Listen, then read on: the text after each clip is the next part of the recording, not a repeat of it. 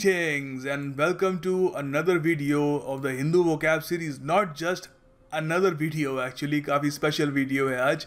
Test है आज and काफ़ी डिफ़िकल्ट टेस्ट बनाया मैंने. सो आई होप तब भी आप लोग इसको अटेम्प्ट करेंगे, इंटिमिडेट नहीं होंगे, प्रोग्रेस दिखाएंगे कि देखा जाएगा.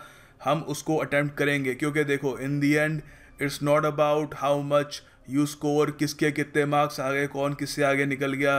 क्योंकि याद रखना टेस्ट सीरीज़ में कई बार लोग ज़रा अच्छा स्कोर कर लेते हैं, एक एक्चुअल एग्ज़ाम में इतना अच्छा स्कोर नहीं कर पाते, और कई बार उल्टा हो जाता है, जो लोग टेस्ट सीरीज़ में इतना अच्छा स्कोर नहीं करते एक्चुअल एग्ज़ाम में वो अच्छा स्कोर कर लेते हैं and they get the job. So do not be intimidated. बस रिविजन के को माइंड में रखकर ये टेस्ट अटैम्प्ट करना. टेस्ट आपको बहुत जगह मिल जाएगा. सबसे पहली बात, आपको जो हमारा टेलीग्राम ग्रुप है द हिंदू वोकैब सीरीज़ का, वहाँ पे मैं टेस्ट की पीडीएफ प्रोवाइड कर दूंगा.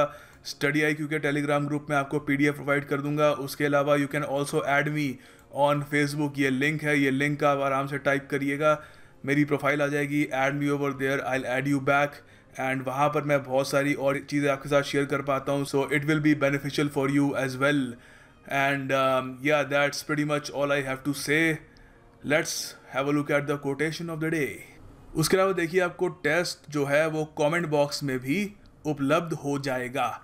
Now let's have a look at the quote. The cosmos is within us, we are made of star stuff, we are a way for the universe to know itself. Carl Sagan की एक बहुत ही famous एक coat है. इसका मतलब समझाता हूँ आपको. Cosmos basically means the universe. जो भी आप जब सर उठा के अंतरिक्ष में देखते हैं, स्टार्स, यू सी प्लैनेट्स, जो भी आपको दिख पाता है अपनी नेकेड आई से, of course that is the Cosmos. तो यहाँ पर ये कोट एक बहुत ही डीप बात कह रही है. ये कह रही है कि हम जो हैं we are made of stars. If you just think about it, बहुत कई बिलियन साल पहले, शायद उससे भी पहले, जब बिग बैंग हुआ, जब सबसे पहले ब्रह्मांड बना, तो जो कई लाइट ईयर्स दूर एक स्टार है, वो और आप कहीं ना कहीं एक ही तत्व से निकले हो. और काफ़ी हद तक जो स्टार्स आप अपने आसपास भी देखते हो, एक समय था जब आप सब बस एक ही चीज़ थे. You are just one entity. बाद में बिखर के you became a human being, एक अलग से प्लैनेट पे, एंड वो कहीं दूर कोई एक स्टार चमक रहा है वगैरह. सो वी मस्ट अंडरस्टैंड के in the end we are very special beings. We are a part of the universe. We are a way for the universe to know itself. तो कभी भी व्हेनेवर यू फील कि अरे यार मेरी ये problem है, वो नहीं हो रहा, मैं ये नहीं कर पा रहा, या फिर कभी एरोगेंट भी फील कर रहे हो कि मैंने ये कर लिया, अब तो मैंने दुनिया जीत ली वगैरह, just always remember that in the end you are just made of star stuff. देखिए पहला शब्द है इंसिडियस. इंसिडियस, देखिए इंसिडियस का अर्थ होता है कोई एक खतरनाक अनप्लेजेंट चीज़ जो धीरे धीरे डेवलप करती रहती है, धीरे धीरे ग्रो करती रहती है बिना किसी के नोटिस में आए. ये शब्द मेडिकल साइंस में कई इलनेसेस, कई डिजीज़ के लिए यूज़ होता है. फॉर एग्ज़ाम्पल, कोई बीमारी है जो किसी टेस्ट में दिखती नहीं है, आप कोई उसके कोई सिम्टम्स इनिशियली नहीं दिखते, बस चुपचाप बॉडी के अंदर ग्रो करती रहती है and suddenly one day it just become something very very dangerous. तो वो क्या है? It is Insidious. ये समाज में कोई बुराई आ रही है धीरे धीरे, उसको भी डिस्क्राइब करने के लिए आप यूज़ कर सकते हैं. कुछ इसके आपको सिनोनिम्स बताता हूँ एग्जामिनेशन पॉइंट ऑफ व्यू से. स्टेल्थी. अब देखो आपको पता होगा ये अमेरिका का एक बॉम्बर एयरक्राफ्ट है, उसका नाम उन्होंने रखा है स्टेल्थ. तो स्टेल्थ इसलिए क्योंकि वो जब आता है आपको पता ही लगता, आ रहा है नहीं आ रहा, नोटिस नहीं कर सकते, मगर एक बार आ गया तो बॉम्बार्डिंग कर देगा अच्छे से. तो वो क्या है? It is also insidious, stealth ही है. शार्क्स भी क्या होती हैं? शार्क्स के बारे में कहते हैं चुपचाप विदाउट नोटिस आराम से घेर लेती हैं and then they attack. Insidious है. सबटल भी कह सकते हो. It can be a synonym. हम सिनोनिम्स की बात कर रहे हैं of course. Sneaking, cunning, crafty अनगिनत बार मैं आपको समझा चुका हूँ. कपटी, घातक हिंदी में इसका मतलब होगा. तो देखिए मैंने यहाँ पर एक सेंटेंस बनाया है समाज के हिसाब से. मैंने आपको बता दिया मेडिकल साइंस ब्रो, आप हज़ारों तरीके से इसको यूज़ कर सकते हो. सामाजिक रूप में आप कैसे इसको यूज़ करोगे? Many consider the rise of racist far right groups. Far right एक आइडियोलॉजी होती है, एक राइट होती है, एक लेफ्ट होती है. फिर एक फार लेफ्ट होती है जो एक्सट्रीम लेफ्ट में चली जाती है, एक फार राइट होती है जो बिल्कुल ही फार राइट चली जाती है, वो मानती है बिल्कुल मेजोरिटी का रूल हो, माइनॉरिटी को ख़त्म कर दो वगैरह। तो अमेरिका में जैसे आपको पता है, जैसे ही डोनाल्ड ट्रंप आ गए हैं, वहाँ पर फार राइट मूवमेंट काफ़ी बढ़ गई है। तो बहुत लोग मानते हैं कि जो रेसिस्ट वहाँ पर फार राइट ग्रुप्स अमेरिका में बढ़ रहे हैं, वो एक इंसिडियस प्रॉब्लम है, अभी नोटिस में नहीं आ रही, मगर धीरे धीरे ग्रो हो रही है, और हु नोस के आने वाले कुछ सालों में ये बहुत ही एक अगली सा रूप ले ले। तो इसके जो एंटोनिम्स होंगे वो क्या होंगे? It can be open, observable जो आप देख सकते हैं, नोटिसेबल, ऑनेस्ट, हार्मलेस जो कोई नुकसान ना पहुंचाए। सो all these can be the antonyms of Insidious. The next word is palpable. Palpable देखिए एक एडजेक्टिव है, इसकी डेफिनेशन होती है एक फीलिंग या एक एटमॉस्फेयर जो इतना इंटेंस हो कि ऑलमोस्ट आपको लगे कि आप उसको छू सकते हो। ये वर्ड मैंने कई महीनों पहले, सबसे पहले जब मैंने हिंदू वोकैब सीरीज शुरू करी थी, आई थिंक तब एक बार कवर किया था। आज द हिंदू न्यूज़पेपर में फिर से आया, तो आई बिलीव, क्योंकि देखो एग्जामिनेशन पॉइंट ऑफ व्यू से कुछ वर्ड्स बहुत इंपॉर्टेंट होते हैं, so I want the new viewers to know about this word as well, palpable. देखो अब कई बार क्या होता है कि कुछ दो लोगों के बीच में कुछ नफ़रत होती है या प्यार होता है या फ्रेंडशिप होती है, जो भी होता है, एक फीलिंग होती है या एक एटमॉस्फेयर होता है, वो इतना इंटेंस होता है, इतना गाढ़ा होता है कि आपको ऑलमोस्ट लगता है कि आप उसको छू सकते हो। ऑफ कोर्स ये हम एक इडियोमैटिक वे में कह रहे हैं, असल में आप सीधी सी बात है, नफ़रत को आप छू तो सकते हैं नहीं, टेंजेबल तो नहीं है। टेंजेबल चीज़ें क्या होती है जिनको आप छू सकते हो? अब जैसे ये मेरी टेबल है, मैं उसको छू सकता हूँ, टेंजेबल है। क्या मैं अपनी सैडनेस को या हैप्पीनेस को मैं छू सकता हूँ? नहीं छू सकता। तो ये एक अतिशयोक्ति करने का तरीका होता है कि ये कहना कि कोई चीज़ इतनी ज़्यादा हो कि उसको मैं ऑलमोस्ट छू सकता हूँ, पैल्पेबल है वो। तो इसके कुछ सिनोनिम्स हैं यहाँ पे, परसेप्टेबल, परसीवेबल, विजिबल, नोटिसेबल, एप्रिसिएबल, और उसके अलावा डिटेक्टेबल, जो चीज़ आप डिटेक्ट कर सकते हो, ठीक है। और ऑब्जर्वेबल, टेंजेबल आपको मैंने समझा ही दिया है। तो इसके दो यहाँ पर एक सेकेंड, दो यहाँ पर सेंटेंसेस हैं। The intense hate both of them had for each other was palpable. तो दोनों के बीच में जो नफरत थी एक दूसरे के लिए, अब मैं ये बताने के लिए कह रहा हूँ कि कितनी नफरत थी, कि तो मैं यहाँ पर ये नहीं कह रहा कि they hate each other very very very very much, वो नहीं। ये यहाँ पर कला होती है कि जो नफरत थी उन दोनों की इतनी गाढ़ी थी कि ऑलमोस्ट आप उसको छू सकते हो, ऑलमोस्ट, छू तो नहीं सकते, ऑलमोस्ट। अब ये लव पे भी यूज़ कर लो, आप प्यार पे भी यूज़ कर सकते हो। The love they had for each other was palpable. तो कोई किसी कोई कपल है, उनके लिए भी आप ये यूज़ कर सकते हो।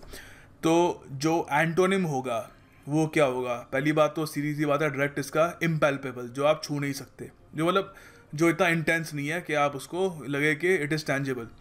और उसके अलावा इनसेंसिबल भी हो सकता है, अनडिटेक्टेबल भी हो सकता है, ठीक है। So all these are the antonyms of palpable. देखिए अगला शब्द है डोंट। अगर आप थोड़ा इसको पहचानने की कोशिश करें, ये शब्द डॉन्टिंग से आता है।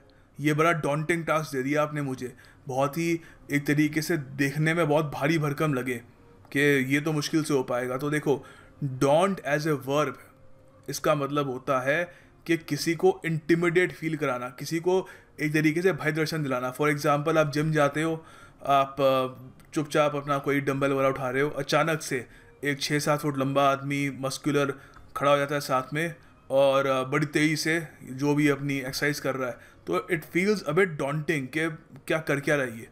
तो इसके कुछ सिनोनिम्स हो सकते हैं, इंटिमिडेट करना किसी को, डिस्करेज करना, फ्राइटन करना, भयभीत करना। तो यहाँ पर इसके कुछ सेंटेंसेस हैं कि सम पीपल आर डॉन्टेड। डॉन्टेड मतलब उनको इंटिमिडेशन सी लगती है, क्या यार इतना भारी भरकम काम है। Some people are daunted by vocabulary questions until they start watching life changers videos. तो उनको इनिशियली वोकैबुलरी क्वेश्चन से काफ़ी हद तक उनको क्या लगता है, they feel frightened, but until they start watching my video, yeah I am being quite humble. तो उसके अलावा ये भी कह सकते हो कि she isn't daunted by the difficult assignment the boss has given her, ठीक है। तो ये एक तरीका है डोंट को यूज़ करने का। अच्छा, तो यहाँ पर इसका जो एंटोनिम होगा वो क्या होगा? किसी को एनकरेज करना, इंस्पायर करना, एम्बोल्डन करना। देखिए अगला शब्द है स्ल्यूथ। स्ल्यूथ होता है एक detective, private detective, high level detective नहीं, कोई ऐसा नहीं जो CIA या फिर MI5 या मोसाद जैसी एजेंसीज में काम करता है। बेसिकली एक प्राइवेट डिटेक्टिव, ऑलमोस्ट आपको याद होगा शाहरुख खान की एक मूवी थी बादशाह, तो उसमें वो एक स्लूथ बने थे। तो देखो यहाँ पर कुछ इसके जो सिनोनिम्स होंगे, private detective, detective, private investigator, investigator जासूस बेसिकली। तो एक सिंपल सा इसका सेंटेंस बनाया है, they hired a sleuth to crack the case rather quickly. ठीक है, तो याद रखना दिस इज स्लूथ, एक detective, private detective. The next word is squall. Squall क्या होता है? देखिए स्क्वॉल होता है सडनली एक बहुत ही वायलेंट सा हवा का झोंका आ जाए या एक स्टॉर्म आ जाए किसी भी तरीके का, तो उसको हम कहेंगे स्क्वॉल है ये। ठीक है, तो याद रखना ऐसे वर्ड्स बहुत आते हैं। तो स्क्वॉल के कुछ सिनोनिम्स है, ये लिख लेना यार, इसको समझाने में काफ़ी दिक्कत आती है क्योंकि they are what they are. अब इसमें मैं कुछ ज़्यादा एंटरटेनिंग तरीके से समझा नहीं सकता, इसको लिख लेना कहीं पर या मेमोराइज कर लेना क्योंकि all of them are quite important. तो इसके सिनोनिम्स है gust, storm, blast, flurry, shower. तो ये सब इसके स्क्वॉल के इंपॉर्टेंट सिनोनिम्स हैं। यहाँ पर यूज़ कैसे कर सकते हो आप, यहाँ पे काफ़ी एक अच्छा सेंटेंस बनाया, sudden snow squalls, windy conditions and temperature drops are common in Scandinavian countries। Scandinavian countries आपको पता है Sweden, Finland, Denmark and Iceland वगैरह, ये सब स्कैंडिनेवियन कंट्रीज है, तो ठंडे देश है। वहाँ पे क्या होता है, अचानक से सडन एक स्नो स्क्वॉल, बिल्कुल हवा, एक बर्फ़ हो रही है तेज़ी से, रोड ब्लॉक्स हो जाती हैं। ठीक है, तो स्क्वॉल इसको कहते हैं। अच्छा देखो, स्क्वॉल का एक और मतलब भी हो सकता है एक बहुत ही बड़ी लाउड क्राई, जोर से चीख। ठीक है, अच्छा इसका भी एक सिनोनिम याद रखना, HOWL, हाउल। हाउल एक बार वैसे आपको अलग से भी कवर करा देता हूँ, इंपॉर्टेंट वर्ड है ये, काफ़ी बार एग्जाम में। देखिए हाउल क्या होती है, हाउल बेसिकली होती है एक चिल्लाहट, एक बहुत ही ज़ोर से कोई रोर हो, एक शाउट सी हो, एक स्क्रीम सी हो। ठीक है, a loud cry of pain, anger या कुछ फियर। ये जानवरों की बहुत होती है, जो वुल्व्स होती हैं, आपको पता है ये भेड़िए वगैरह, ये बहुत ज़्यादा हाउल करते हैं। आपने देखा होगा ऐसा पोस्ट डिस्कवरी चैनल में काफ़ी बार, ये किसी हिल की किसी चोटी पे जाकर ये ऐसे बहुत ज़ोर से हाउल करते हैं। ठीक है, तो यहाँ पर एक सिंपल सा सेंटेंस है, the wolf's howl rang through the forest and the forest grew darker. Simple सा एक सेंटेंस है कि जो वुल्फ थी उसकी howl, it rang through the forest, पूरे फॉरेस्ट में सुनाई दे रही थी, तो चिल्लाहट होती है। ठीक है, तो थोड़ा कनेक्ट करना आपको आसान हो गया। ठीक है, तो जो पहले हमने वर्ड डिस्कस किया था उससे भी ये रिलेटेड है। देखिए अगला शब्द है पेल्फ। पेल्फ होता है बेसिकली वो पैसा, वो कैश जो आप डिसऑनेस्ट तरीके से कमाते हैं, रिश्वत, करप्शन वगैरह से जो पैसे कमाया जाता है उसको पेल्फ कहते हैं। तो इसके कुछ सिनोनिम्स होंगे, cash, hard cash, ready money वगैरह। तो इंग्लिश में ये वैसे अब इतना यूज़ नहीं होता, बट ये आई थिंक 14th-15th सेंचुरी में ये वर्ड बना था। अब यूज़ कम होता है but still it's very much in the dictionary, पेल्फ याद रखना। कभी कभी आर्टिकल्स में यूज़ भी करते हैं जो बहुत ज़्यादा कोई लच्छेदार अंग्रेजी वाला कोई रेडर होता है। तो यहाँ पर एक सिंपल सा सेंटेंस है, all that politician cares about is पेल्फ।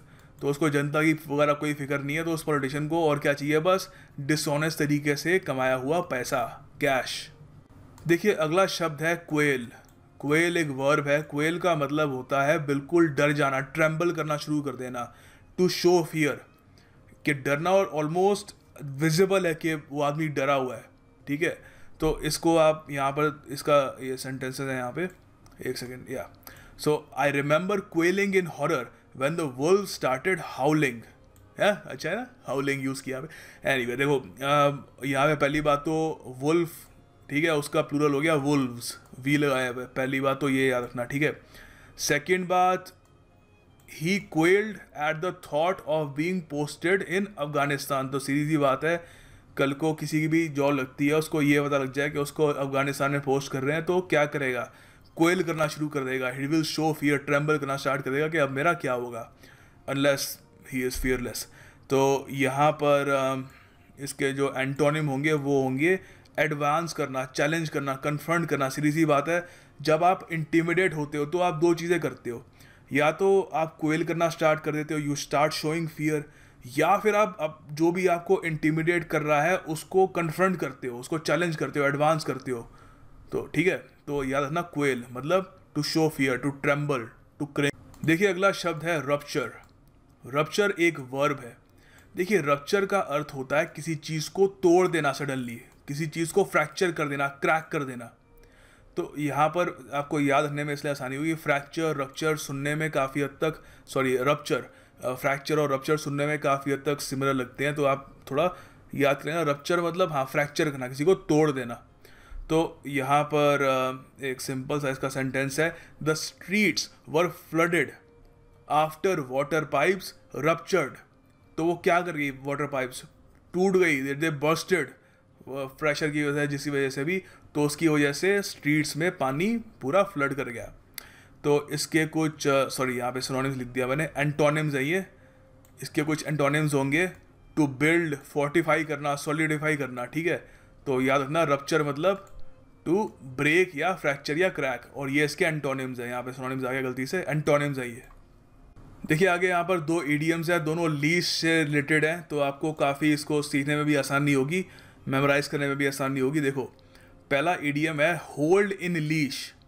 पहली बात तो लीश का मतलब समझ लो, लीश क्या होती है। लीश बेसिकली एक रस्सी सी होती है जो एक किसी कुत्ते के आप गले में आप डालते हो, उसको कंट्रोल करने के लिए। आपने देखा होगा ये पट्टा सा होता है, इसको कुत्ते को या कोई और एनिमल भी हो जिस पे भी आप लीश डाल रहे हो, उसको रिस्ट्रेन करने के लिए, कि कहीं भाग भाग ना जाए, जो भी वो करना चाहता है वो ना कर दे, उसको रोकने के लिए।